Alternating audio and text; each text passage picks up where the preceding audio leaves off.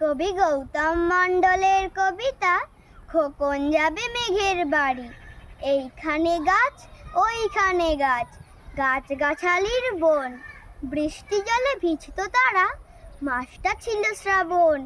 মোটা সোটা গাছগুলো সব মরছে করাত কলে, আগুন ঝরা আকাশটা আজ মরছে পুড়ে জ্বলে।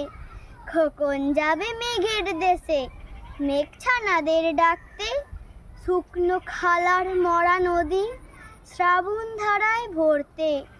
মেঘগুলো আজ দেখছি যেন থমথমে মুখ ভার, গোমরা মুখে তাকিয়ে থাকে, ঝরছে না তো আর। মেঘের বউ রাগ করেছে, গাছ কেটেছে কারা?